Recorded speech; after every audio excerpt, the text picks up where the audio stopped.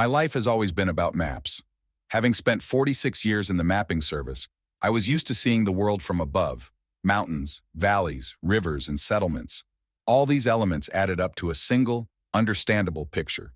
It is a pity that family relationships cannot be mapped as easily on paper. There are no conventions for them to navigate. I built my house in North Ogden back in '73 when Ella was expecting our son. It was the happiest time of my life then. The house was spacious, with 3 bedrooms and a large living room where we gathered around the fireplace on cold winter evenings. Ella insisted on panoramic windows overlooking the mountains. She said we needed our own landscape, not just the ones I painted at work. 4 years ago, Ella left. Cancer left us no choice. It took her quickly and ruthlessly, not even allowing us to say goodbye properly. After 52 years together, I was alone in the house I had built for my family. The floorboards creaked at night, and the echo of my footsteps echoed through the empty rooms, reminding me of what I'd never get back. Tyler arrived 6 months after the funeral. He called in the middle of the night, his voice shaking, telling me Penelope had filed for divorce, taking the kids and the house. I offered to let him stay with me until he got his life together. After all, he's my only son.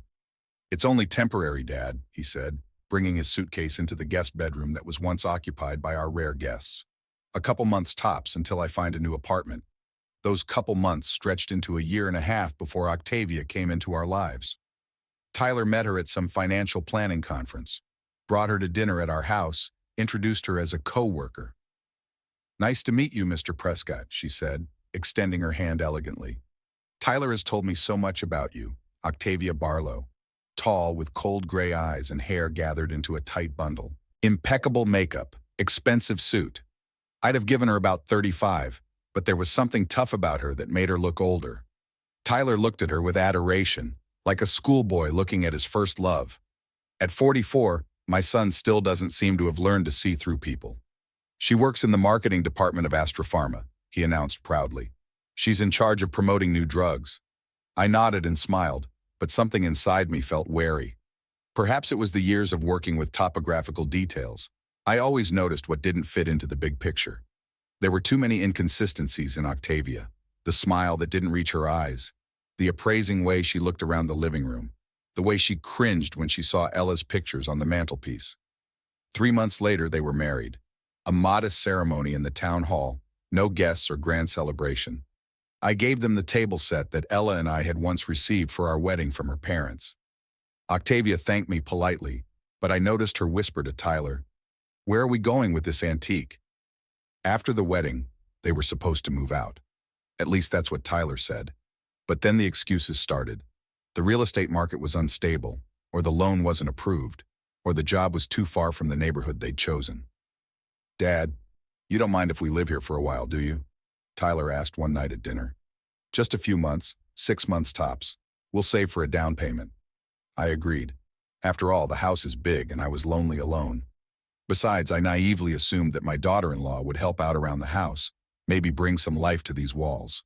How wrong I was. The changes began gradually.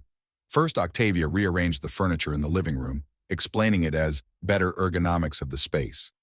Then she replaced the curtains that Ella had so lovingly chosen with some minimalist blinds. "It needs more light," she said. "Besides, those old drapes collect dust and Tyler's allergic." Tyler had never had allergies. At least in his 44 years of life, he'd never once mentioned it. But now he was nodding, agreeing with every word his wife said, as if she were the ultimate truth. Then things began to disappear. Little things first. Ella's books from the living room closet, her collection of ceramic figurines from the windowsill, the embroidered doilies from the hall table. I'd find them in cardboard boxes in the garage or attic. When I asked about it, Octavia always had a ready answer. "We're just clearing space, Walton. The house needs to breathe." And then she took up photography. I returned from a walk and found that the family photos that had been on the mantelpiece for decades were gone. They were now replaced by some abstract figurines and candles. "Where are the pictures?" I asked, feeling a wave of anger rising inside me. Octavia didn't even turn around, still flipping through the magazine on the couch. "I put them away in the album. They were collecting too much dust." "Put them back where they belonged," I said firmly. "This is my house, and these pictures were here long before you came along." She finally looked up, irritation in her eyes. "Tyler, talk to your father. she called out. My son came out of the kitchen, wiping his hands with a towel. What's wrong?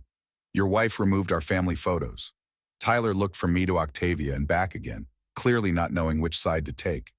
Dad, maybe we should redecorate. It's been 4 years. 4 years is nothing when you're talking about 52 years of marriage, I cut him off. This is my house, and I want pictures of my wife in it. Octavia rolled her eyes. Tyler, explain to your father that we live here too, and that the pictures aren't going anywhere. They're in an album in your office. She specifically said your to emphasize that it's the only space she still considers mine. Everything else, in her opinion, already belonged to them. That evening, I went up to my office for the first time and turned the key in the lock. It was a small room on the second floor where I kept my maps, books, and personal belongings. I had never locked this door before. There was no need. Now it had become my fortress. The next day, Octavia announced that we needed a family meeting. We gathered in the living room. She took center stage on the couch, Tyler sat next to her, and I got the old hard chair. I think we need to set some ground rules for living together, she began with a tone she must have used in corporate meetings. Walton, we realize that this is your home. Not just mine, I interrupted. This is the house I built with Ella. It preserves our life together. She smiled that fake smile that never reached her eyes. Of course, that's what I meant. But it's just the three of us living here now, and each of us has to respect the other's space. For example, the kitchen is a shared area, and it would be nice if you didn't leave your pills and newspapers there. That was just the beginning. Over the next hour, Octavia essentially divided the house into zones, most of which turned out to be common, meaning they obeyed her rules. I was left with the bedroom and the study, with reservations. Also, Walton, it would be great if you wouldn't turn the TV up so loud in the morning. It keeps us awake, especially on weekends. TV. My only entertainment. The only thing that broke the oppressive silence of the early morning hours as sleep fled me. Even that she wanted to take away from me. Tyler had been silent the whole time, nodding uncertainly at times. I looked at my son, and I didn't recognize this weak man as the child Ella and I had raised, the one I'd taught to stand up for himself and his beliefs. One last thing, Octavia continued. Tyler and I thought it might be a good idea to update some areas of the house, like the bathroom, for example. It looks outdated. A bathroom I completely remodeled 5 years ago, just before Ella got sick. We chose the tiles together, every pattern, every shade. I'd laid it myself, wanting it to be perfect for her. No, I said firmly. We're not touching the bathroom. Dad, Tyler finally spoke up. Octavia's right. A lot of the house is outdated. We want to help out, make some repairs. With your money? I asked bluntly. They looked at each other. Of course not. They wanted me to pay to remodel my own house to their liking. We could contribute our share, Tyler said uncertainly. When you have the money for your own place, I answered, rising from my chair. Until then, it's just the way it is. I went into my office, closing the door behind me. Through the thin walls, I could hear Octavia reprimanding Tyler for failing to sway his stubborn father. From that day on, the real Cold War began. Octavia stopped even pretending to respect me or my wishes. She defiantly wrinkled her nose as she passed me, as if I smelled bad. Cooked only for herself and Tyler, leaving me to heat up frozen dinners on my own. Turned on music while I watched TV. Inviting her friends over unannounced, and they'd make a lot of noise until late at night. Tyler tossed himself between us, trying to keep the peace, but he was too weak to stand up to his wife. Sometimes when Octavia was at work, he would come up to me with a guilty look. Dad, I know it's not easy. Octavia's just used to a different lifestyle. Give her time. Time for what? To completely erase your mother from this house? He sighed, shook his head. You're being unfair. Octavia means well. For who, Tyler? For you? For me? Or for herself? I never got an answer. One day I returned from a walk and found the lock on my office door broken. Inside was chaos. Drawers pulled out, papers strewn about. The photo album that Octavia had supposedly put here was open, and several pictures were missing. In particular, the picture of Ella and me standing in front of the newly built house, holding the keys. I found Octavia in the kitchen. She was chopping something, methodically and precisely, like a surgeon in surgery. You broke in my office door, I said, trying to keep my voice steady. We needed to find the deeds to the house, she replied, not looking up from the cutting board. Tyler wanted to know how long ago you bought it. I didn't buy it. I built it with my own hands. And if Tyler wanted that information, he could have just asked me. She finally looked at me, something cold and calculating in her eyes. You're not always adequate, Walton. Sometimes you forget things, mix up dates. That's normal at your age. That was a lie. I've always prided myself on my memory. Even now, at 78, I remembered the minute details of maps I'd worked on decades ago. I remembered all the neighbors' birthdays, phone numbers, dates of important events. Where's the picture with the keys? I asked bluntly. She shrugged her shoulders. I don't know what you mean. Maybe you put it somewhere and forgot it. In that moment, I realized that she doesn't just want to remodel the house. She wants to erase its history, my past, everything that ties me to this place, and then maybe even push me out of here. That night, I couldn't sleep for a long time.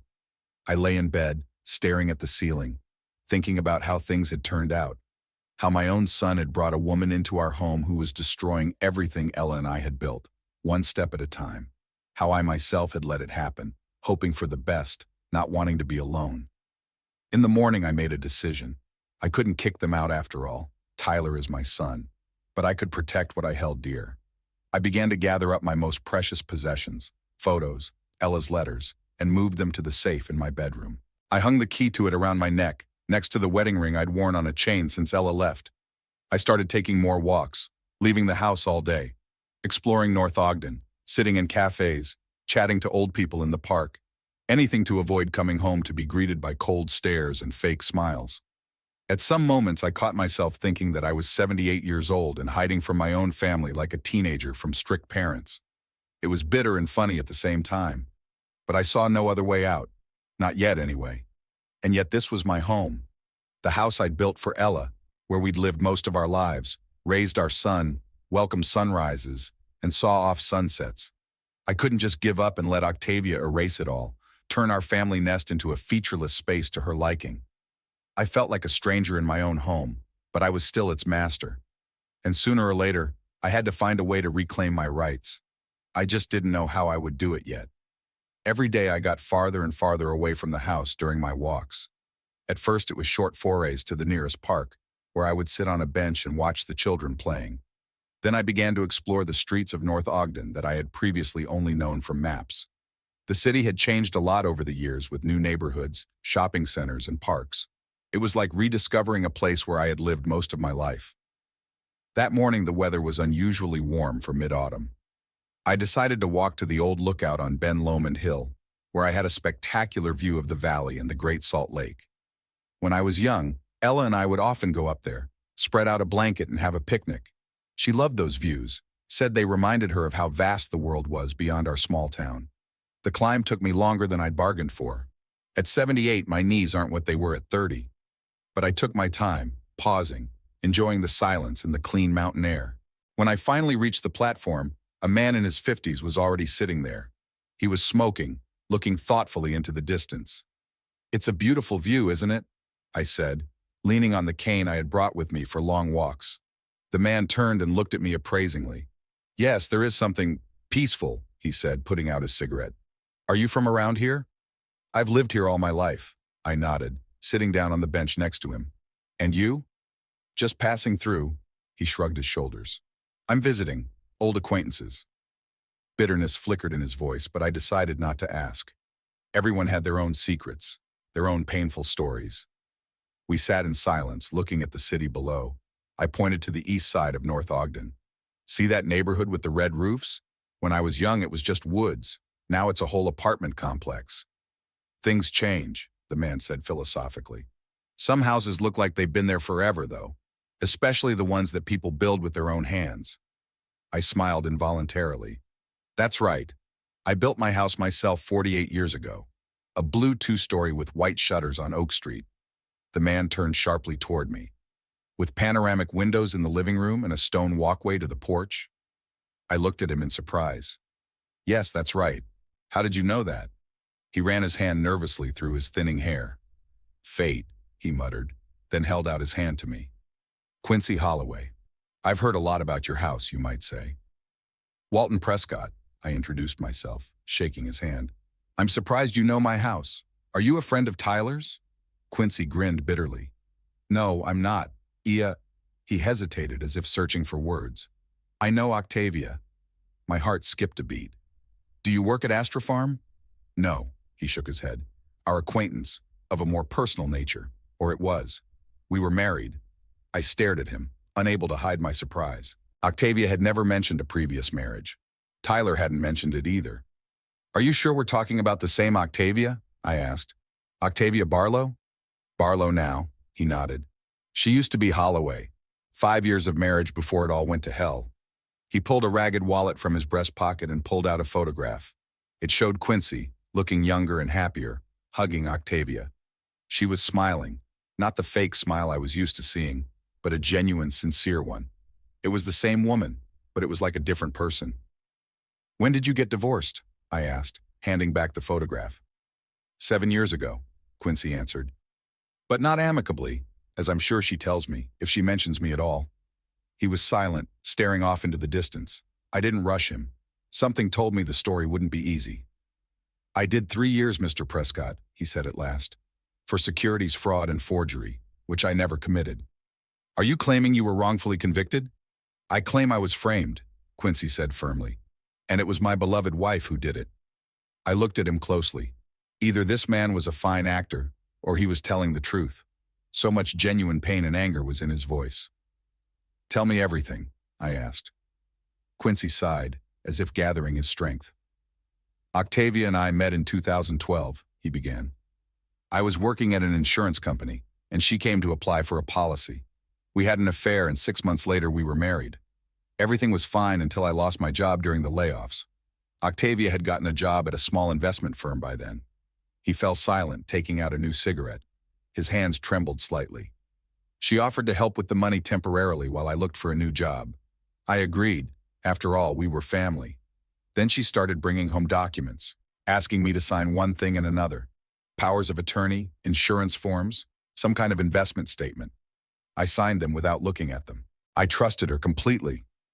And these documents turned out to be forgeries? I assumed. Worse, they were real, but they were used for fraudulent schemes.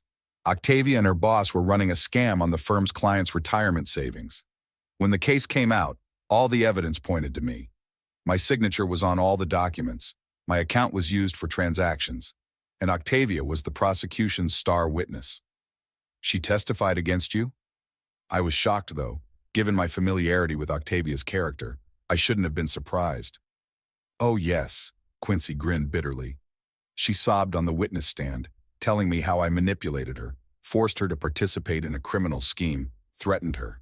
The jury believed her. Who wouldn't believe such a beautiful, inconsolable woman? He took a deep puff, let the smoke out. I was sentenced to 5 years, paroled after 3 for good behavior. By then, Octavia had disappeared from town, taking everything we had. The house had to be sold for next to nothing to pay the lawyers. When I got out, I had nothing but the stigma of an ex-convict. The story seemed unbelievable, but something about it rang true. The cold calculation I'd seen in Octavia fit the image of a man capable of such treachery. Why are you here in North Ogden? I asked. Quincy put out his cigarette on the sole of his shoe. After I was released, I started looking for Octavia. Not for revenge, I just wanted to understand why she did what she did. I found out she'd changed her name to her maiden name, taken a job with a pharmaceutical company. A year ago, a buddy of mine who works for a logistics company happened to see her in Salt Lake City. Said she was with a man. I hired a private investigator who found out she'd remarried to one Tyler Prescott and was now living in North Ogden. In my house, I added quietly. In your house, Quincy nodded. The detective took some pictures, described the house. I came here to see for myself, perhaps to warn your son, though I think he's too late. Octavia has a knack for ingratiating herself. You said you had evidence of her involvement in the fraud? I asked, remembering the chapter's plan. Quincy leaned over and pulled a thin folder from the backpack at his feet. All this time I've been gathering information. Found Octavia's former co-workers who knew about the scheme. Traced the money transfers. My lawyer says it's not enough to reopen the case. Too much time has passed, and some of the documents were obtained. Not exactly legal. But this has everything you need to figure out who Octavia Barlow really is. He handed me a folder. I opened it and saw copies of bank statements, signed photographs of documents, notarized witness statements. There was also Quincy and Octavia's marriage certificate, photos of them together over the years. Why are you showing this to me? I asked, leafing through the documents. Because you're her father-in-law, Quincy answered simply. And apparently you live under the same roof with her. If she married your son and moved into your house, she has a plan. Octavia never does anything without benefiting herself. I remembered how Octavia gradually took over the territory in my house, how persistently she inquired about the deeds to the property, how I once heard her discussing with Tyler the prospects of selling the house after remodeling. Do you think she's out to get my house? I think she wants to get her hands on everything, Quincy replied. The house, the savings, the inheritance. She's patient and methodical. First she gains her trust, studies the situation, then she strikes. With me, she waited almost 4 years. He got up from the bench. I can't prove my innocence in a court of law, but I can at least warn others. Take this file, Mr. Prescott. Study the documents.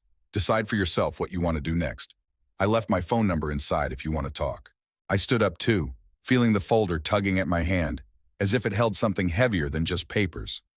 Thank you, Mr. Holloway. I'll take a good look at it. Take care of yourself, Quincy said gravely. And your son too. When Octavia realizes she has nothing more to gain from you, she'll just disappear, or do something worse. With those words, he walked away, leaving me alone on the observation deck with a folder of documents in my hands. I stood there for a long time, looking at my hometown below, at the rooftops, my blue roof somewhere among them. Meeting Quincy had stirred something in me. All the suspicions, all the vague anxieties I had felt about Octavia suddenly took shape. If even half of what he told me was true, my son had married a dangerous rogue. I walked slowly down the hill, feeling much older than my years. The file folder was safely tucked away in the inside pocket of my jacket. I decided not to go home at once. I needed time to think over the information I had received, to decide what to do next.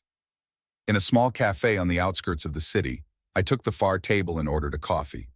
When the waitress left, I took out a folder and began to methodically study its contents.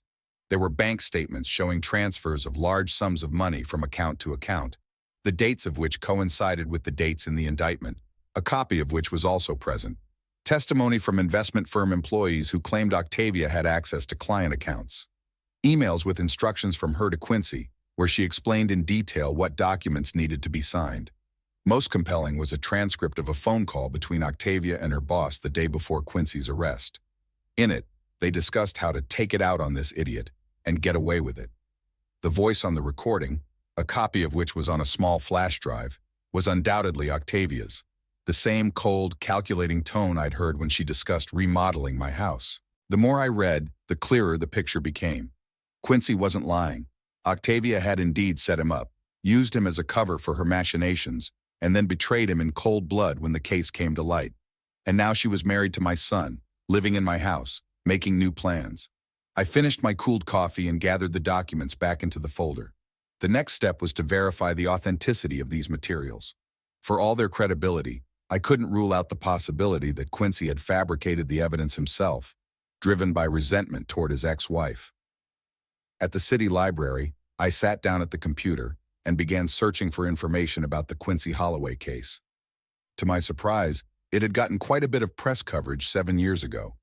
I found several articles in financial publications describing the fraud scheme and the lawsuit. One article had a picture of Octavia leaving the courthouse, pale but collected, wearing a strict suit. The caption read, "Octavia Holloway, chief witness for the prosecution against her husband, leaves the courtroom after testifying." I then searched for information about Octavia herself. Her professional network profile claimed that she had graduated from a prestigious university with a degree in marketing, then worked for several large companies before joining Astrofarm 5 years ago. Nowhere was there any mention of marriage to Quincy or working at an investment firm. I decided to dig deeper. Using Octavia's maiden name, which I found in Quincy's paperwork, I found her old social media profiles. Most of them had long since been deleted or abandoned, but archived versions could still be found. And there, Octavia didn't hide her marriage to Quincy at all. On the contrary, she posted photos of them together, celebrated their wedding anniversaries, and called him the love of her life. The last such entry was dated a week before his arrest. I leaned back in my chair, feeling a headache clench my temples. It was all coming together. Quincy's documents, open source information, All pointed to the fact that Octavia was indeed hiding her past and was likely involved in fraud.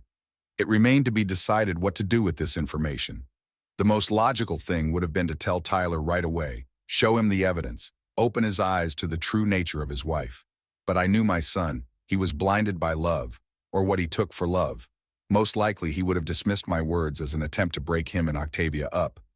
I needed something stronger, some irrefutable proof that would make Tyler see the truth. And that's when I remembered the invitation Octavia had mentioned the other day. Her parents were coming over for dinner later in the week. It would be the perfect moment to reveal the cards.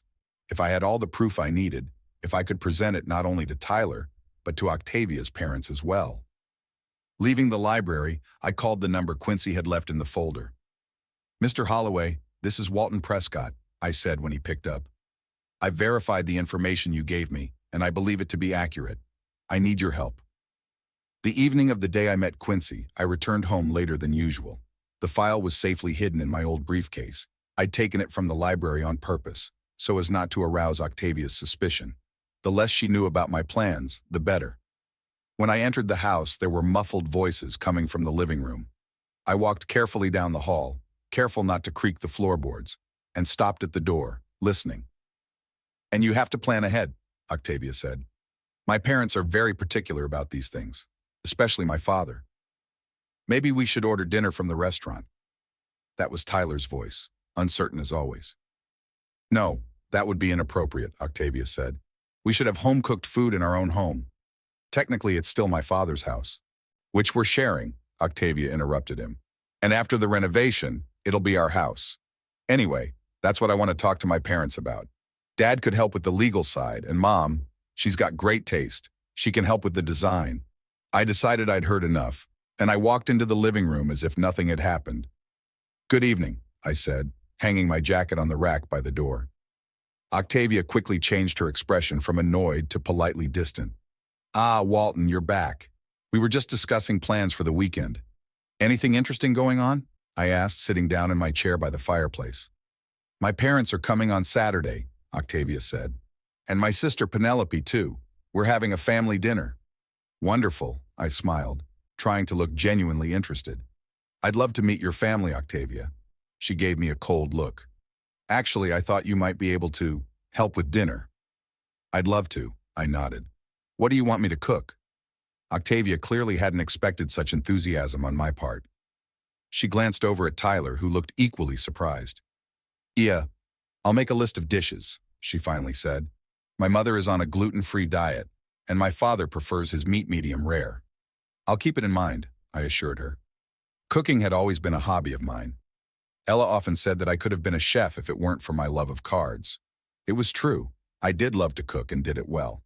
But in recent months, Octavia had methodically forced me out of the kitchen, claiming that my outdated methods were not in line with their modern preferences. And now she was suggesting that I return to the stove. Ironically. "Fine," Octavia hissed. "Then it's settled. Dinner for 6 on Saturday at 7 o'clock. I spent the next 2 days preparing for this dinner, but not only in culinary terms. I called Quincy several times, clarifying the details of his story, double-checking the facts. He agreed to be in touch Saturday night if I needed to confirm anything in person. I also scrutinized all of the documents in the folder, selecting the most compelling ones and laying them out in logical order. The marriage certificate, the photos of Octavia with Quincy, the transcript of the phone conversation, the newspaper articles about the trial.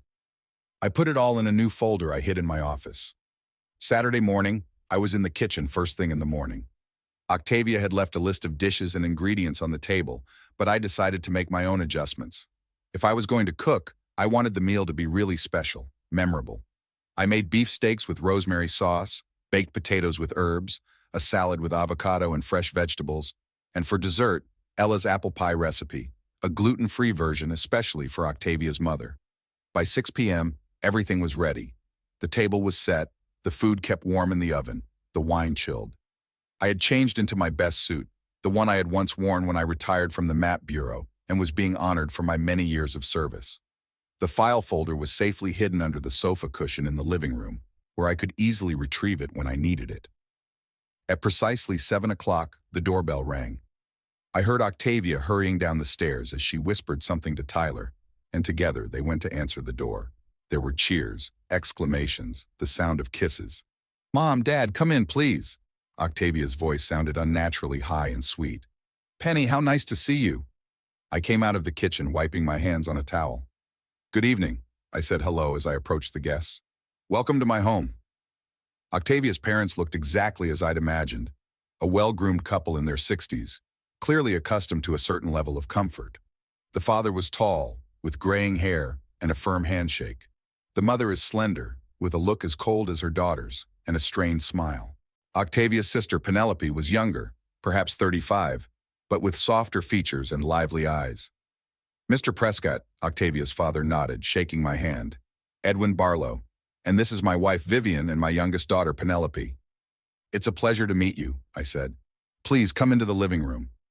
As the guests were seated, I noticed Octavia glancing around the room nervously, as if afraid that I might have changed something without her knowledge. Her gaze rested on Ella's family photo, which I had returned to the mantelpiece that morning. "Dinner is almost ready," I announced. "May I offer you some wine?" "I'd love some," Edwin nodded. "How long have you lived in North Ogden, Mr. Prescott?" "All my life," I answered, pouring wine into glasses. "I built this house myself, almost 50 years ago." "Good work," Edwin said approvingly. "Solid walls, good layout. Although, of course, it's a little outdated." "That's what we wanted to talk about," Octavia interjected, sitting down next to her mother. "Tyler and I are thinking about remodeling, or even selling it if there's a good buyer." I noticed Tyler tense up at those words. I guess they hadn't discussed that option yet. "Sell?" he asked again. "Octavia, we were only talking about renovations." "It's just one of the options, dear," she smiled at him. "Anyway, we need Dad's advice. He's a former real estate lawyer after all." "I'd be happy to help," Edwin nodded. "The market is booming, and you can get a lot of money, especially for a lot this big." I watched the scene in silence, noting Octavia's deft manipulation of the situation. She had not yet announced her real plan, but I could already see its outline. Sell the house, take the money, perhaps buy something smaller and cheaper, and pocket the difference. "What do you think, Mr. Prescott?" Penelope asked, who had been silent until now. "It is your house, after all." "I prefer to discuss it over dinner," I replied with a slight smile. "Which, by the way, is already ready. Please come to the table." We moved into the dining room, where I set the table with the finest china Ella had ever chosen. Octavia gave me a disgruntled look, obviously not what she'd planned, but her parents looked impressed. "What a beautiful set," Vivian remarked. "Limoges porcelain?" "Yes, my late wife was a connoisseur," I nodded as I set the dishes down. The dinner began in a relatively relaxed atmosphere. The guests praised the food, discussed the weather, and asked Tyler about his work. I was mostly silent, watching Octavia, who was clearly nervous, waiting for the moment to get to the main topic. Finally, when the plates with the main course were empty, she coughed. "So, about the house," Octavia began. "Daddy, Tyler and I would like your opinion on the possibility of—" "Before we go any further," I interrupted her, standing up from the table, "I'd like to clarify something." All eyes turned to me. I walked over to the couch and pulled a folder from under the cushion. "Edwin, Vivian," I addressed Octavia's parents. "Before you give any advice about this house, I think you should know the truth about your daughter." Octavia turned pale. "What are you doing?" she hissed. "What I should have done a long time ago," I replied, opening the folder. "Telling the truth." I pulled out the first document, the marriage certificate of Octavia and Quincy Holloway. "Did you know that your daughter was married before Tyler?" I asked, showing the paper to Octavia's parents. Edwin took the document, frowning. "This is some kind of mistake. TV was never married before Tyler." "She was," I objected, "to Quincy Holloway, for 5 years. And not only was she his wife, but she'd framed him when their fraudulent scheme was exposed." "What nonsense!" Octavia jumped up from her chair. "Tyler, don't listen to him. He's an old man out of his mind." But I was already laying out the rest of the documents on the table. Photos of Octavia with Quincy, newspaper articles about the trial, bank statements showing the transfers. "Your daughter and her boss defrauded dozens of investment firm clients out of millions of dollars," I continued, looking into Edwin's eyes. "And when the case came to light, she testified against her husband, claiming that he forced her to participate in the scheme. Quincy served 3 years while Octavia changed her last name and started a new life." Silence hung in the room. Tyler looked at the documents with an expression of confusion and horror. Octavia's parents looked at each other, not knowing what to say. "It's all lies," Octavia finally said. "Someone had forged those papers." "Tyler, you don't believe that, do you?" But Tyler was already holding one of the pictures of Octavia hugging Quincy against the beach. "When was this taken?" he asked quietly. "It's photoshopped," Octavia shouted. "The old man is trying to pick a fight with us, don't you see?" "These documents say that you were married before me," Tyler continued, his voice getting harder, "and that you were involved in fraud. Is that true?" "Of course not." Octavia shifted her gaze to her parents.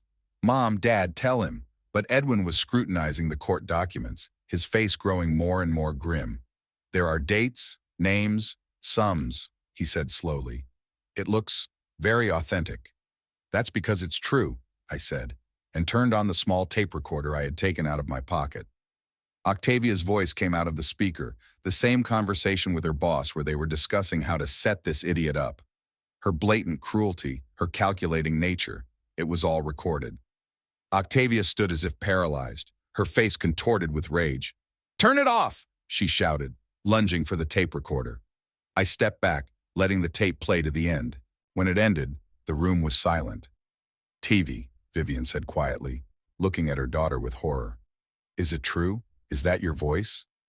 Octavia looked around like a hunted animal. Her eyes darted from one face to another, looking for support, but finding only shock and disbelief. "You don't understand," she said at last. "It was his plan. Quincy made me participate. I was afraid of him. He controlled my every move." "You don't sound particularly scared on the tape," Penelope said. "More like the mastermind behind the scheme." Octavia threw her sister a murderous glare. "Shut up, Penny. You've always been jealous of me." "And what was your plan this time?" I asked, returning to the subject. "Convince Tyler to sell the house, take the money, and disappear like you did with Quincy?" Tyler rose slowly from the table. "You talked about selling the house," he said, looking at his wife. "Even though you knew I would never agree to it. The house belongs to my father." "It's old," Octavia shouted. "He can't live alone, you said so yourself. If we sold the house, we could buy something new, modern, a fresh start." "And where would my father live in your plan?" Tyler asked. Octavia fell silent, clearly unprepared for such a question. We could find him a good place in a nursing home," she finally squeezed out. That was the last straw. I saw something change on Tyler's face, as if the mask he'd been wearing all this time was finally falling off. "You never loved me," he said quietly. "You only saw me as a path to money, to this house." "No, Tyler, you don't understand." Octavia took a step toward him, holding out her hand. "I really do love you. It's just..." "Just what?" he interrupted. "Just that you lied about your past, about being married, about being involved in a crime, or that you planned to evict my father from his own house." Octavia stood there, unable to find the words. Her perfectly thought-out plan was crumbling before her eyes. Edwin put the documents back in the folder and sighed heavily. "I think we should leave," he said, standing up. "Tyler, Mr. Prescott, we apologize. We didn't know." "Dad!" Octavia exclaimed. "You can't just walk away. You have to help me explain." "Explain what, Octavia?" Edwin asked sharply. "That you have deceived everyone again? That you haven't changed since you faked your grades in high school? Or since you cheated your professor in college to get a recommendation?" Octavia recoiled as if she'd been punched. "Did you know?" she whispered. "I always knew you were capable of lying," Edwin replied bitterly. "But I hoped you would change, that you would grow up, become a better person. I never thought you'd go this far." He turned to Tyler. "Again, we apologize. I hope you can, deal with the situation." Vivian, pale and silent, followed her husband toward the exit. Penelope lingered, casting her sister a strange look, a mixture of pity and disgust. "I always suspected you were hiding something," she said quietly. "But this is too much even for you, Octavia." When the door closed behind them, there was an oppressive silence in the house. Octavia stood in the middle of the living room, a grimace of rage on her face. "You ruined everything," she hissed, glaring at me. "You old, worthless..." "That's enough," Tyler interrupted her, his voice tired but firm. "Just enough, Octavia. Pack your things and leave." "What?" She stared at him. "You can't kick me out. I'm your wife." "The wife who lied to me about everything," Tyler replied. who planned to evict my father from his own home, who probably only saw me as a way to get access to money from the beginning. Octavia changed tactics, her eyes filling with tears. Tyler, please let me explain. It's not what it looks like. I really love you. I don't think so, Tyler shook his head. I don't think you're capable of loving anyone but yourself. The words seemed to strike a nerve with Octavia, her face contorted with anger, her mask snapping completely. You are as pathetic as your father, she shouted. You think I wanted to spend the rest of my life in this wreck? With you, a loser who can't even stand up to his daddy? She grabbed a glass off the table and threw it at the wall. The glass shattered. Wine dripped down the wallpaper Ella had once picked out. I deserve better, Octavia continued to scream. I deserve a real life, not this slumbering here. Tyler looked at her with an expression that mixed shock with disgust. Pack your things, he repeated quietly. You have an hour. Tension hung in the air. The broken glass on the floor, the red wine slowly soaking into the light-colored carpet, the papers scattered across the table. All of it created a picture of destruction that perfectly mirrored what was happening to our family. Octavia's parents were frozen at the door, clearly torn between the desire to leave and the need to react in some way. Edwin Barlow, with his graying temples and perfectly tailored suit, looked as if he had aged 10 years in the last 10 minutes. His wife Vivian stood beside him, pale and confused, her hands nervously fumbling with the strap of her expensive purse. Octavia, Edwin said at last, his voice sounding tired and broken. Is it true? All that is said here, is it really true? My sister-in-law, now ex-sister-in-law, I corrected myself mentally, stood in the middle of the room, breathing heavily like a hunted animal. Her perfect hair was disheveled, her makeup smeared from the tears of rage she wasn't even trying to hide. What do you care? She snapped at him. You've already made up your mind, haven't you? You've already judged me without even listening to me. I'm trying to listen to you right now, Edwin replied, taking a step into the room. Just answer the question. Is it true? Octavia turned away, crossing her arms over her chest. It's not as simple as he made it out to be, she murmured at last. Yes, I was married to Quincy. Yes, there was that investment firm thing, but it wasn't my fault. Quincy manipulated me, forced me to sign papers, threatened me. Don't lie, Tavy, Penelope said quietly, stepping out from behind her father. Don't make things worse. Octavia threw a hateful look at her sister. How would you know? You weren't even there. I know you, Penelope replied simply. I know how you can manipulate people, how you make them do what you want. You've done it with me all our lives. You did it with my parents. And apparently, you did it with Tyler. Tyler, who had been standing silently against the wall until now, as if stunned by everything that was happening, finally looked up. I can't believe it, he said quietly. I can't believe I didn't see anything. All the signs were right in front of me. I wanted to walk over to my son, to put my hand on his shoulder. But something stopped me. Maybe the years of estrangement between us. Maybe the realization that right now he needed space to make sense of things on his own. It's not your fault, Tyler, Vivian said, raising her voice for the first time. Octavia had always had a way at convincing people, even us, her parents. Edwin sank heavily onto the couch, as if his legs refused to hold him up. I was so proud, he muttered. So proud of my eldest daughter, successful, beautiful career. I told my coworkers about you, bragged about your accomplishments. And all this time, he stopped talking, his head down.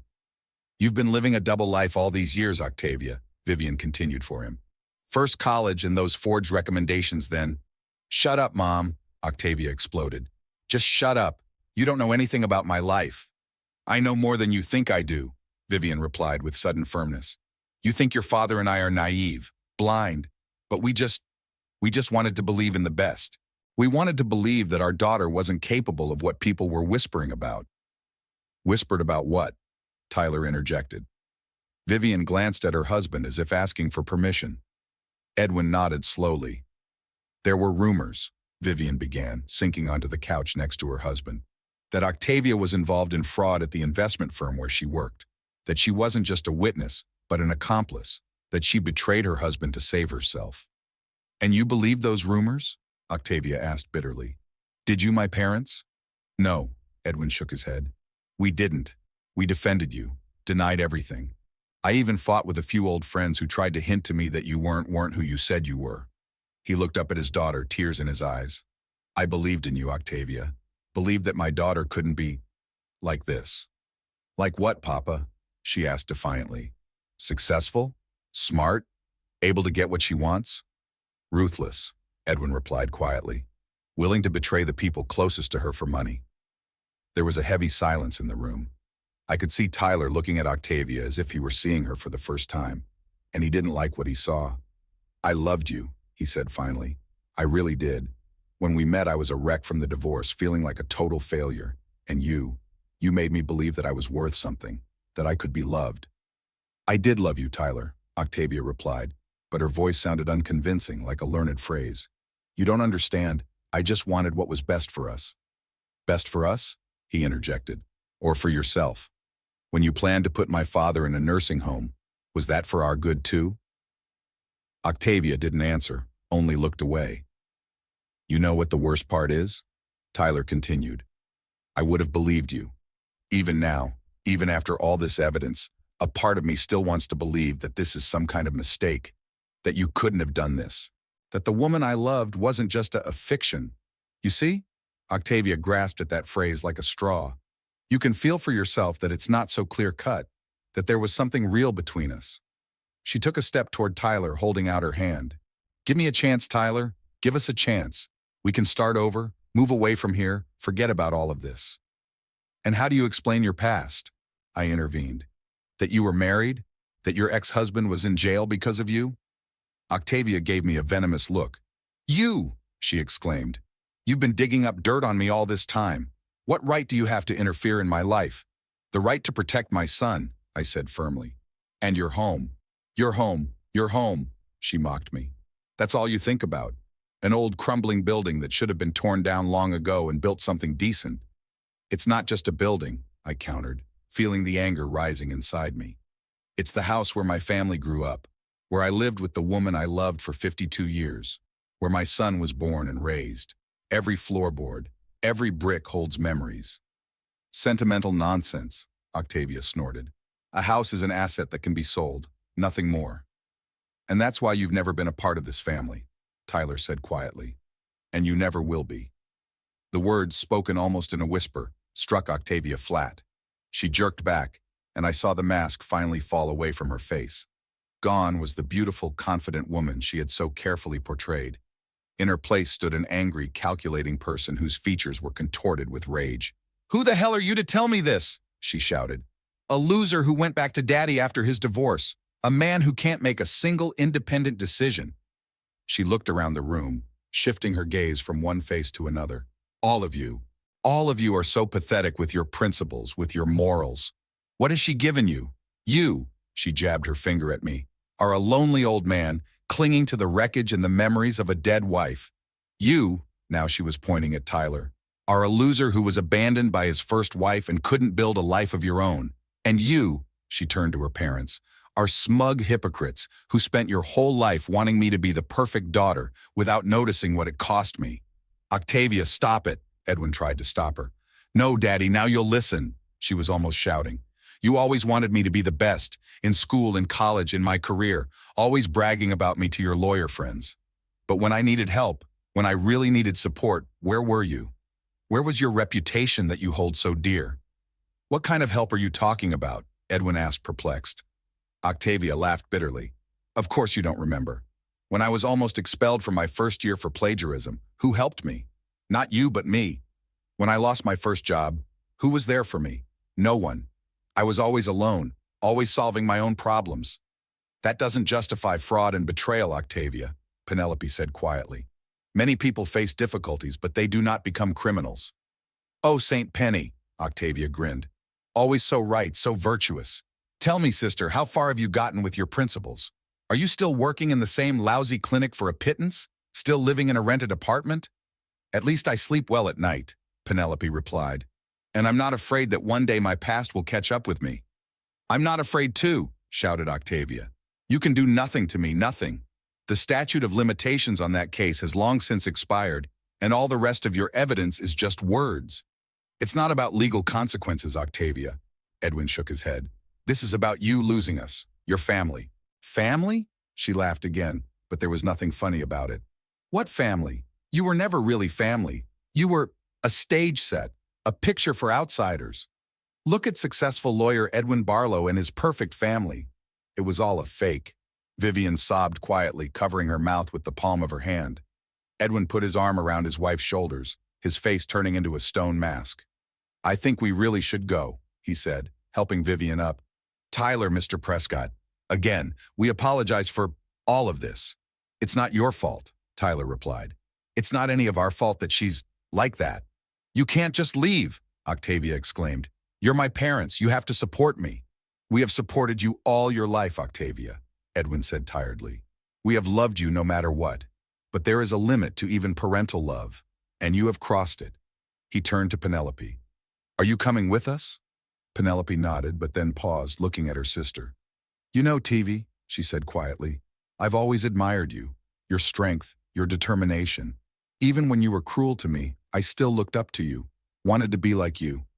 She shook her head. But I see now that the sister I admired never existed. It was just a mask you wore.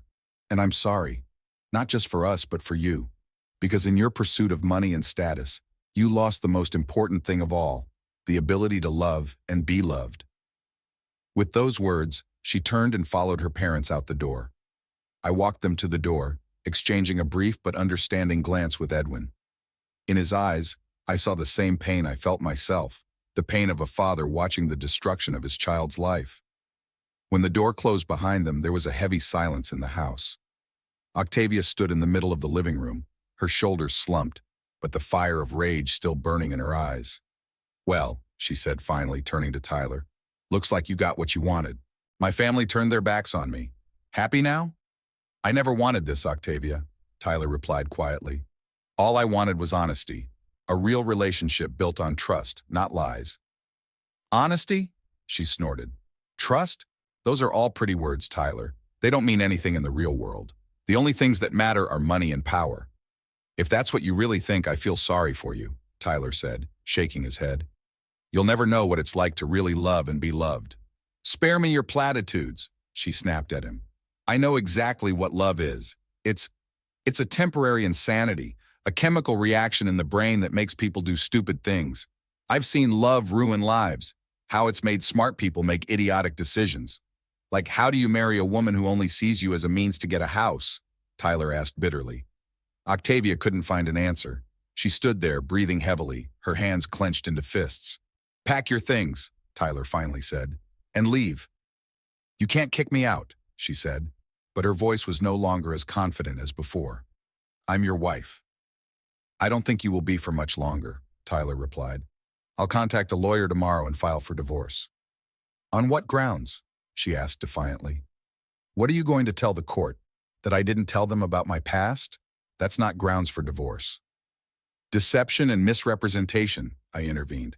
Concealment of material facts that may have influenced the decision to marry. Any court would take that into account. Octavia gave me a hateful look. You, she hissed. This is all because of you. If you hadn't intervened, if you hadn't started digging. Then what? I asked. Would you have continued to manipulate my son? Would you have gradually pushed me out of my own home? And then, when you had your way, disappear like you did with Quincy? You don't know anything, she screamed. Nothing. I know enough, I answered calmly. And Tyler knows now too. Octavia shifted her gaze from me to Tyler, as if assessing the situation. Her face changed slowly, the rage giving way to cold calculation. Okay, she said finally. I'll go. But don't think that's the end of it, Tyler. Don't think you'll get rid of me so easily. She turned and headed for the stairs leading to the second floor, to pack her things. She'll do something about it, I said quietly when her footsteps died down. She's not the type to give up without a fight. Tyler sank heavily onto the couch, covering his face with his hands. I know, he replied muffled. But whatever she did, it can't be worse than living a lie. I finally walked over and sat down next to my son, tentatively putting my hand on his shoulder. To my surprise, he didn't pull away. I was such a fool, Dad, Tyler whispered. Such a blind, naive fool. Don't blame yourself, I replied. Octavia is a master manipulator. She's fooled many before you. But I should have seen the signs. The way she treated you, the way she gradually changed house, the way she avoided talking about her past. I just didn't want to notice. Because you loved her, I said simply. Love sometimes blinds us, but there's no shame in that, Tyler. The ability to love is a gift, even if it hurts sometimes. We sat in silence, listening to Octavia pacing the upstairs room, to drawers opening and closing, to something falling to the floor. Every sound echoed through the house like the harbinger of an impending storm. The next few days passed in a strange daze. Octavia left that night, hailing a cab and loading 2 huge suitcases into it. She didn't say a word to me or Tyler as she left, just slammed the door so hard that the glass rattled. My son was up all night. I could hear him pacing his room, the floorboards creaking under his heavy footsteps. In the morning, I found him in the kitchen, unshaven, red-eyed, mechanically stirring his long, cold coffee. "Are you all right?" I asked, though the answer was obvious. Tyler looked up at me with a blank stare. "You know, the weird thing is, Dad, I feel a sense of relief. It's like a weight I didn't even realize was there is suddenly gone. And at the same time, it hurts like something inside me is torn." I sat across from him in silence. What could I say? Any words of comfort would have sounded fake. Instead, I was just there for him, letting him know he wasn't alone. "I called her parents," Tyler continued after a long pause. "I wanted to make sure she was okay, that there was a place to stay." "And what did they say?" "Nothing. They didn't pick up the phone. I left a message, but they didn't call back. I wasn't surprised. Edwin and Vivian Barlow seemed like people whose reputations meant everything. After learning about their daughter's past, they'd probably decided to distance themselves not only from her, but from anything that reminded them of the scandal." "And Penelope?" I asked. "Her sister seemed more understanding." Tyler shook his head. "Same result. Subscriber unavailable." In that moment, I felt a prick of conscience for the first time. Yes, Octavia was a manipulator and a liar. Yes, she planned to use my son and drive me out of my own home. But now she was all alone, rejected even by her own family. "Don't blame yourself," Tyler said, as if he'd read my mind. "You did what you had to do. Sooner or later, the truth would have come out anyway." "But I could have chosen a different moment, a different way," I replied. "Not to make it public in front of her parents." "What other way?" Tyler grinned sadly. "She'd deny it. She'd convince me that you made it all up, that you were trying to destroy our family. And you know what? I'd probably believe her. That's how much she had me bewitched me." He stood up, poured the cold coffee into the sink, and poured a fresh one from the coffee maker. "I'm calling a lawyer today," he said firmly, "starting the divorce proceedings." I nodded, looking at my son with a new respect. Despite the pain and betrayal, he had found the strength to move forward, to make tough decisions. Maybe this experience, as bitter as it was, would help him grow stronger. That day, Tyler actually contacted an attorney and began gathering the necessary paperwork for the divorce. I didn't get involved, just watched from the sidelines, ready to support if needed. By late afternoon, I noticed that the house was quieter. Gone was the tension that always arose when Octavia was around. Even the air seemed lighter. Tyler and I ate dinner together, silent, but it was a comfortable silence. The kind of silence that comes between people who understand each other without words. The next morning, everything changed. Tyler's phone hadn't stopped ringing since dawn. At first, he didn't answer, but then I heard his voice from the next room, tense, agitated. "Octavia, stop it. You know perfectly well that it's all over." "No, I won't change my mind. It doesn't matter." When he came out into the kitchen, his face was pale. "She called," he said, pouring himself a cup of coffee. "She says she loves me, that things can change, that she's ready for a fresh start." "And what did you say?" "That it was too late. That even if I could forgive the lie, I couldn't forget her. Wouldn't be able to trust again." He took a sip of coffee and grimaced, apparently burned himself. "She cried. Said her life didn't make sense without me. That she'd do anything to get me back." "Do you believe her?" Tyler thought for a moment, then shook his head. "No. I think she's just not used to losing. It's a matter of principle for her to get back what she thinks is hers." He was right. Over the next week, Octavia tried every possible way to get to Tyler. First, it was calls and texts, dozens, hundreds of messages ranging from pleading to threatening. Then she started showing up near his work, accidentally running into him at the coffee shop across from the office. Once she even came to our house in the middle of the night, banging on the door and screaming that she loved him until neighbors called the police. "She wouldn't stop," Tyler said after the incident. "We were sitting in the kitchen. It was 3 in the morning, but neither of us could sleep. She's going to stalk me until she gets what she wants. And what does she want? I asked. You or the house? Tyler grinned bitterly. I think it's the same thing for her. I'm the key to the house, to the inheritance, just property. You could file a harassment claim, I suggested. Get a restraining order. And what? Call the police every time she comes around? Tyler shook his head. No, there has to be another way. At that moment, I saw a familiar expression in my son's eyes, the same one he'd had as a child when faced with a daunting task. Determination, perseverance, qualities that he seemed to have lost during the years of his first marriage, and that were now, paradoxically, coming back to him through a second painful separation. The next day, Tyler took the next day off work and drove to Penelope, Octavia's sister. He returned late in the afternoon, but he seemed calmer than he had the previous days. She agreed to talk, he said, sinking tiredly into a chair. Unlike her parents, Penelope hadn't turned her back on her sister completely. They still communicated, though not as often. What did she say? I asked, handing him a cup of tea. That Octavia had always been like that, driven to the point of obsession, that their parents encouraged it, especially their father. He saw her as an extension of himself, his second chance. After all, her mother, Vivian, had forced him to give up his career at a big law firm and move to a small town to be closer to her parents. And he transferred his ambition to his daughter, I guessed. Exactly, Tyler nodded. Octavia knew from childhood that she had to be the best at everything: school, sports, later college and career.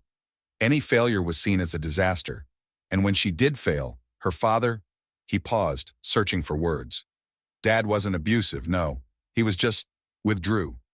Stopped noticing her, turned his attention to Penelope. For a child, that's probably worse than any punishment. I remembered Edwin Barlow's cold eyes, his obsession with reputation. Yes, such a man might well have unintentionally crippled his own daughter's psyche. And now what? I asked. Is Penelope going to help us? She'll talk to Octavia, try to convince her to back off, Tyler answered. But she's not sure it will help. Octavia sees this situation not just as a breakup, but as a defeat, and she hates losing.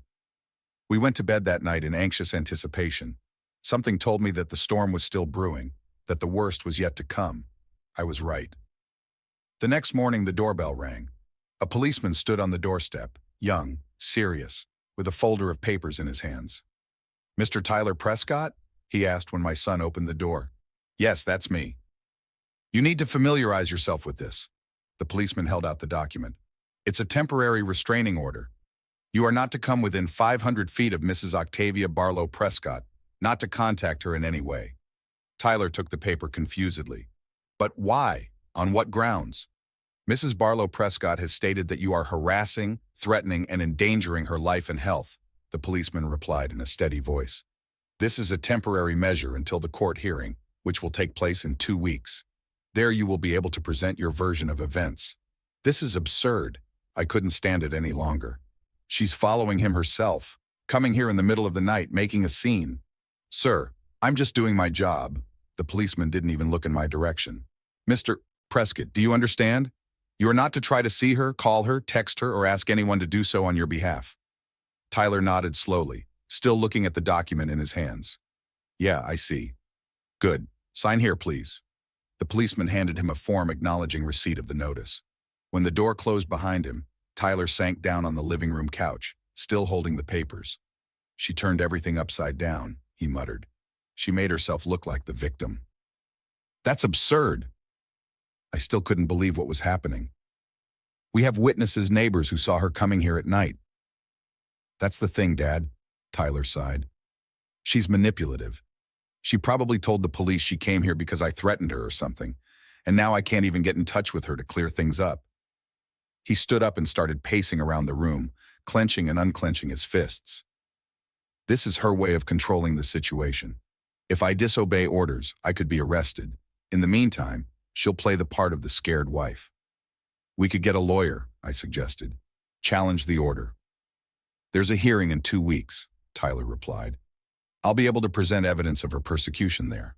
But until then, he didn't finish, but we both knew what that meant.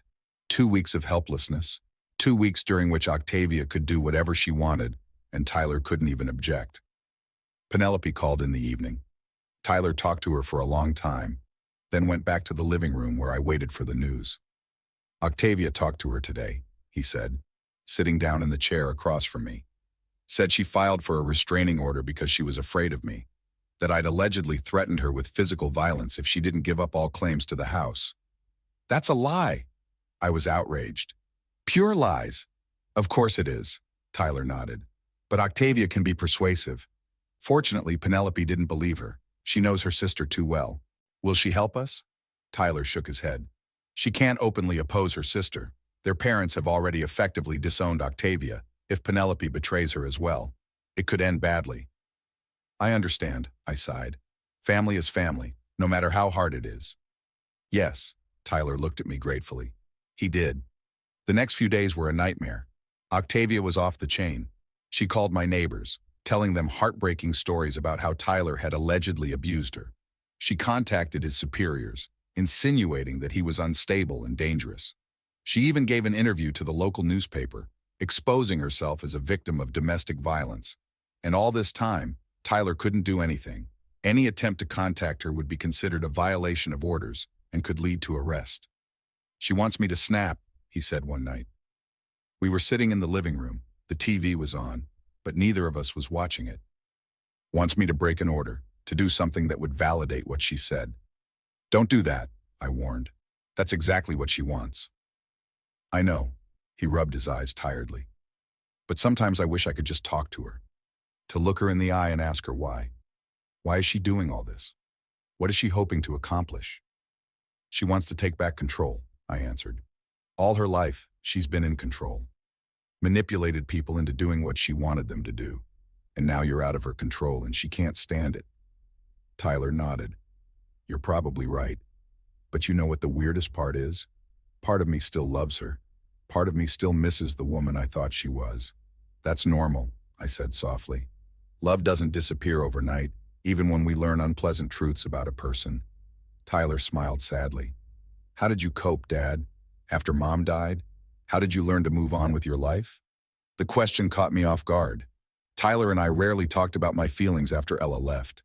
I always tried to be strong, to not show my pain. Day by day, I answered honestly. Just kept breathing, moving, living. Sometimes that's all we can do, just get through another day, and then another. And at some point, you notice that breathing got a little easier. He looked at me carefully, as if seeing me for the first time. You know, I never really thought about what it's been like for you all these years. It's selfish of me, isn't it?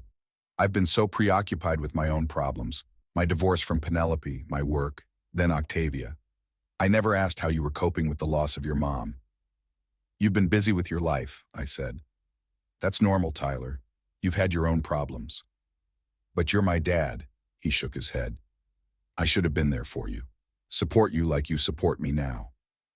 In that moment, something changed between us. It was as if the wall, invisible but tangible, that had stood between father and son for years, began to crumble. Our conversation was interrupted by a phone call. Tyler answered. His face immediately changed. I see. Yeah, of course. Thanks for letting me know. He hung up and turned to me. It was my boss. I'm being suspended pending an investigation. Octavia has filed a formal complaint claiming I'm harassing her and endangering workplace safety. But that's absurd. You can't even go near her because of that stupid order. Exactly, Tyler grinned bitterly. But she knows where I work, and she can show up at any time.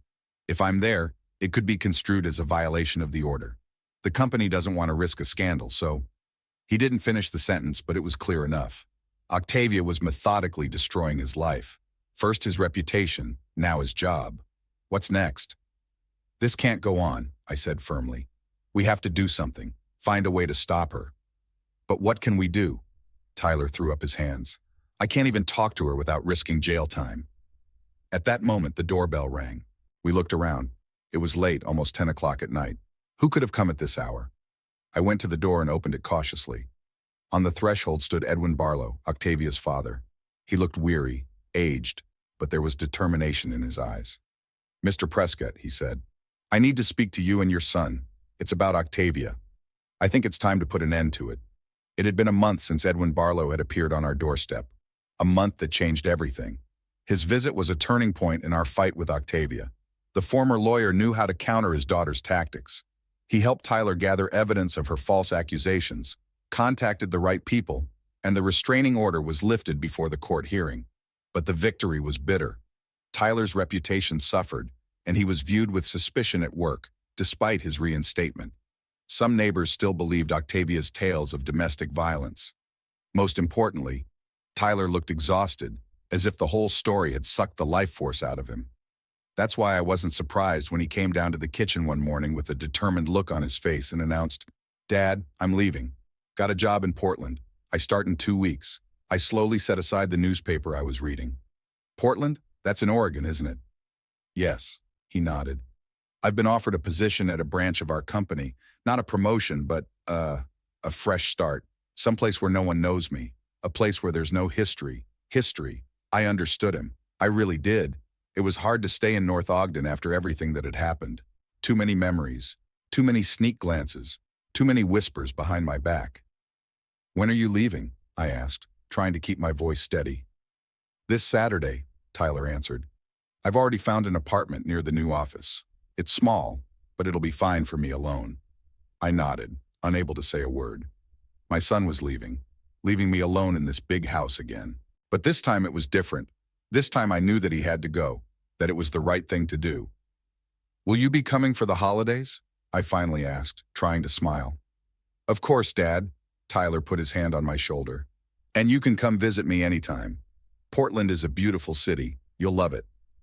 I nodded again, thinking about the fact that I wasn't likely to ever take advantage of that invitation. It was a long drive to Portland, and in my 78 years, traveling was getting harder and harder for me. The next few days passed in a flurry of activity.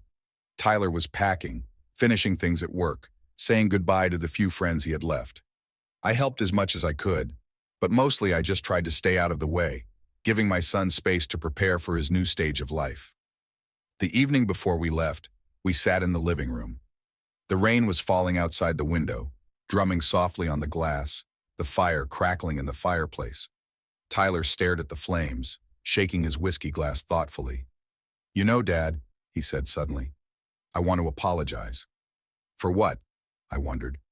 "For everything." He made a vague gesture with his hand. "For bringing Octavia into your house. For not seeing what kind of person she really is.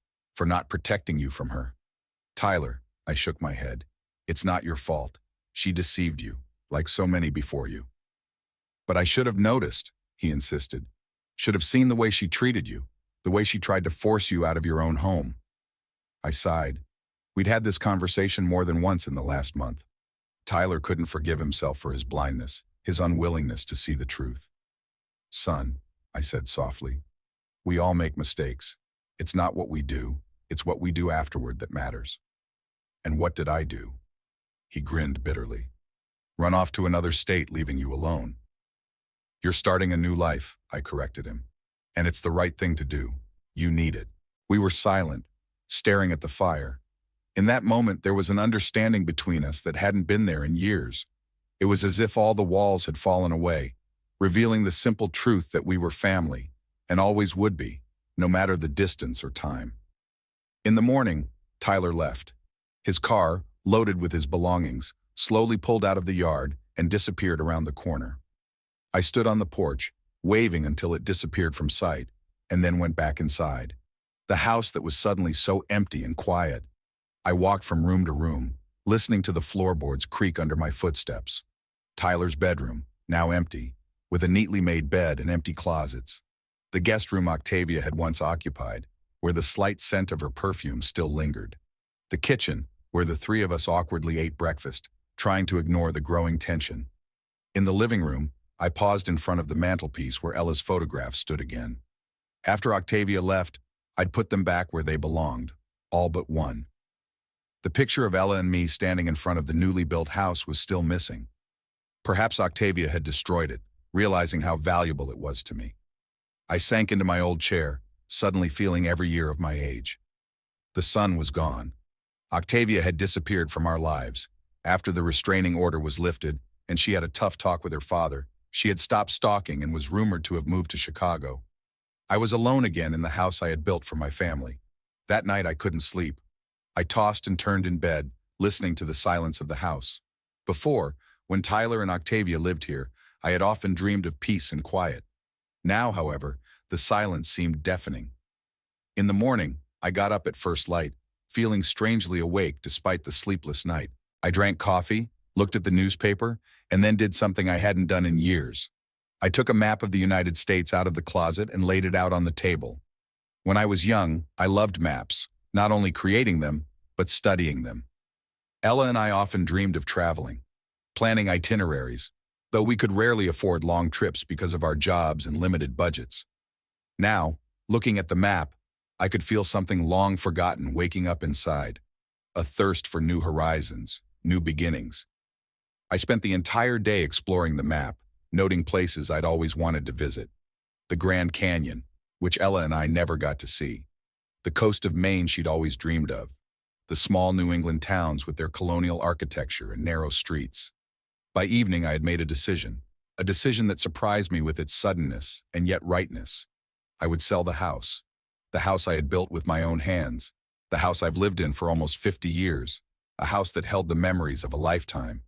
But now that house was more a museum of the past than a place to live. Every corner, everything reminded him of things that could never be brought back.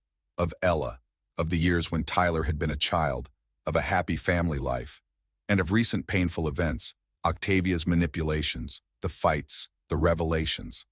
I called Tyler that same evening to inform him of my decision. "Are you sure, Dad?" he asked after a long silence. "This is your house and you've put so much work into it." "That's why I'm sure," I said. "I built this house for my family, for my life. And now it holds memories, not all of them pleasant.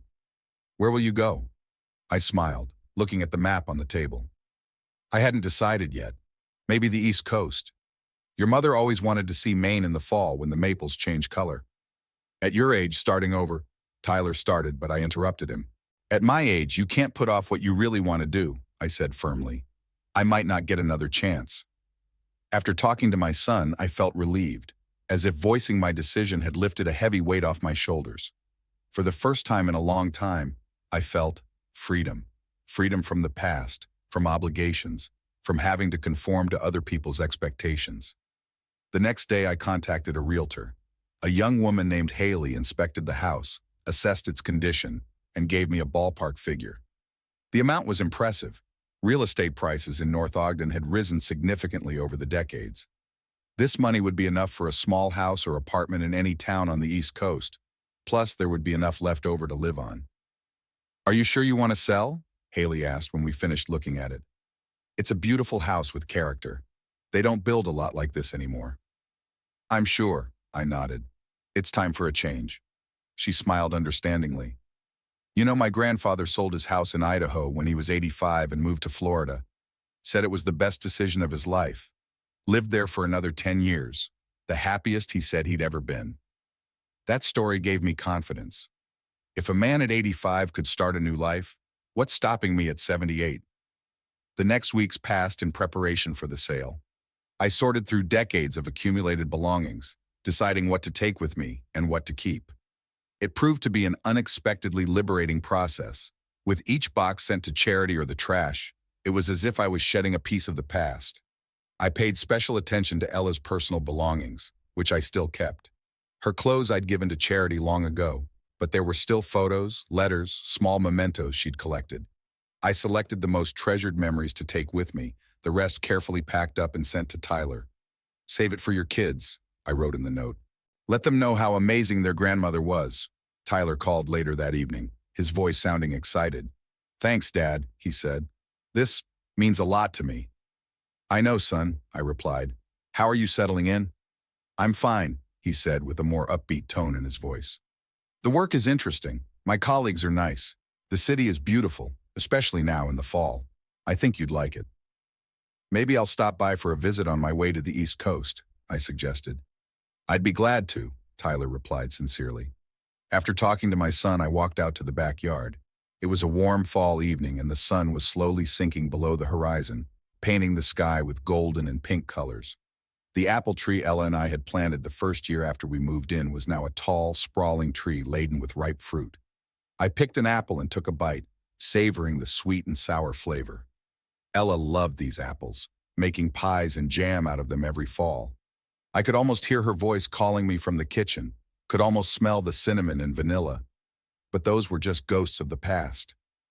The reality was that I was standing alone in the garden of an empty house, preparing for a new phase of life. And for the first time in a long time, the thought did not evoke fear or sadness, only a quiet acceptance and even anticipation. The first potential buyer showed up a week after the house was put on the market. A young couple with 2 young children looking for their first family nest. They walked through the rooms, marveling at the solidity of the walls, the spacious kitchen, the large garden. "A swing would fit perfectly here," the woman said, looking at a sturdy oak tree in the far corner of the garden. "The children will love it." Watching them, I had a strange feeling, a mixture of nostalgia and contentment. Perhaps this house will once again be a place where families grow, where children's laughter sounds, where new memories are made. That's exactly what I built it for once upon a time. They made an offer the next day, and I accepted without hesitation. The price was fair, and they seemed like exactly the kind of people I was willing to trust with my home. The deal was to be finalized in a month, the usual time frame for all the paperwork.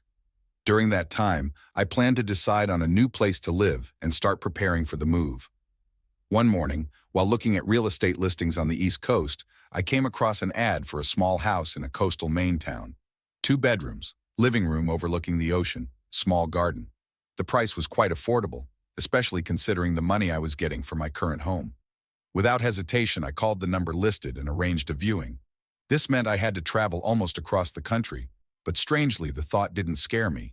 It encouraged me. "I'm going to Maine," I informed Tyler when he called that evening. "I want to see a house for sale there." "In Maine?" He was surprised. "That's the other side of the country." "Exactly," I agreed. "New place, new people, new life." "But are you sure you can handle it on your own?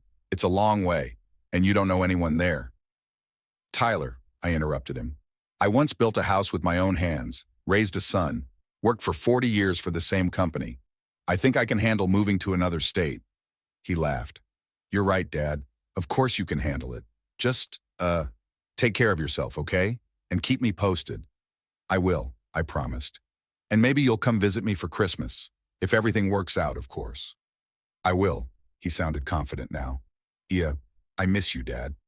"I miss you too, son," I said, feeling a lump come up in my throat. The day I left, I walked around the house one last time, saying goodbye to every room, every corner that had witnessed so much of my life. The bedroom where Ella and I had spent so many nights was where I stayed the longest, remembering our conversations before bed, her laughter, the warmth of her hand in mine. "I love you," I whispered, as if she could hear. "And I always will. But I need to move on." I felt a light breeze touch my cheek, like a gentle touch. Maybe it was just my imagination, or maybe Ella really was there in that moment, giving her blessing on my new path. In the living room, I stopped in front of the mantelpiece where the photos still stood. One by one, I carefully packed them into the box I planned to take with me. The last one I took was our wedding photo. Ella in a simple white dress, me in a dark suit, both young, happy, full of hope for the future. "We've lived a good life," I said, looking at the photo. "And I'm grateful for every moment." When I left the house, I didn't look back. I knew that if I did, my resolve might leave me. Instead, I got in my car, started the engine, and drove slowly out of the yard. Ahead lay the road, a long, uncharted road leading to new horizons. At 78, I was beginning a new chapter of my life, and the thought filled me with a strange, almost forgotten feeling, the anticipation of adventure. I didn't regret my decision to reveal the truth about Octavia, even though the price was high. My relationship with my son, which had seemed hopelessly damaged, had actually grown deeper and more sincere after all that had happened. We had walked through the fire together and came out of it stronger. And now we were each starting a new journey. Tyler, in Portland, building a career and maybe one day opening his heart to love again. Me, heading to the East Coast, to the shores Ella had longed to see. The unknown was ahead, but I no longer feared it. Life had taught me that even in the darkest of times, there is always hope, always a chance to start over. And as long as there is breath in my chest, it is never too late to take the first step towards new horizons. The road flowed in front of me. The sun was shining in a cloudless sky, and my heart was full of quiet, peaceful joy. I was driving towards the future, leaving the past behind, but keeping in my soul all the lessons it had taught me. And the main one was that it is never too late to change your life if you have the courage to take the first step.